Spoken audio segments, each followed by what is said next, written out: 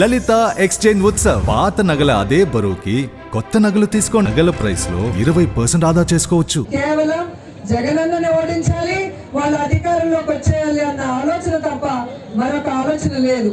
అలా ప్రజల గురించి ఆలోచించకుండా ప్రజలకి మంచి చేయాలన్న చిత్తశుద్ధి లేని ఆ ప్రతిపక్షాలు ఏవైతే గుంపులుగా వస్తున్నాయో వాళ్ళందరినీ కూడా తరిమి కొట్టాలని ఇక్కడ ఉన్న అందరినీ కూడా చేతులెత్తి నమస్కరించి కోరుకుంటున్నారు.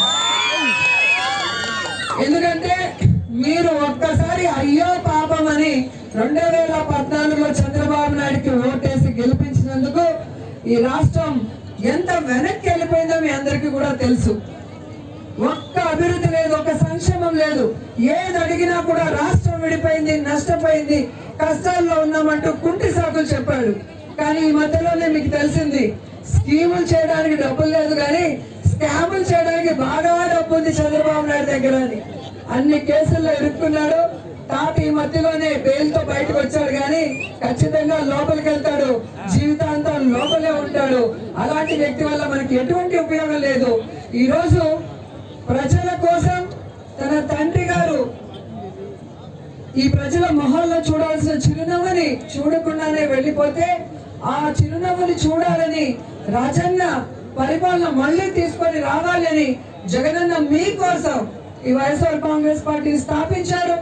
మీకోసం ఎన్ని కష్టాలు, ఎన్ని అవమానాలు అనుభవించారు, అలాగే ఎన్ని తప్పుడు కేసులు పెట్టి జైల్లో పెట్టారు మీ అందరికీ తెలుసు. అయినా కూడా చిరునవ్వుతో కష్టాల్ని భరించి మీ అందరి ఆశీస్సులతో తిరుగులేని ముఖ్యమంత్రిగా వచ్చి ఈరోజు మీరు కోరుకున్నట్టుగానే ఈ రాష్ట్రాన్ని అభివృద్ధి వైపుకు పరుగులు తీస్తున్నారు. మీరు కోరుకున్నట్టుగానే మీ జీవితాల్లో వెలుగు నింపారు.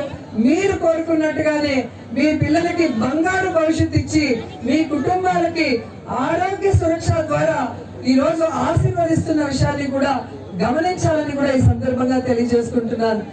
మన కుటుంబంలో మన తండ్రి, మన అన్నదమ్ములు, మన భర్త, మన కొడుకు వీళ్ళే మన గురించి ఆలోచిస్తారు, మనకి ఏం కావాలి, ఏం చేయాలి అనేది.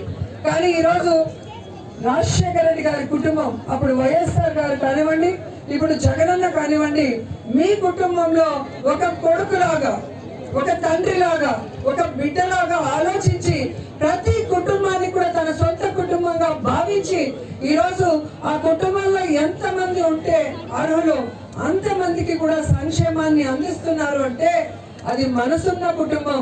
ఆ కుటుంబం ఎప్పుడూ కూడా సంతోషంగా ఉండాలి. ముఖ్యమంత్రిగా ఇంకా 20-30 సంవత్సరాలు అలాగే కొనసాగాలి.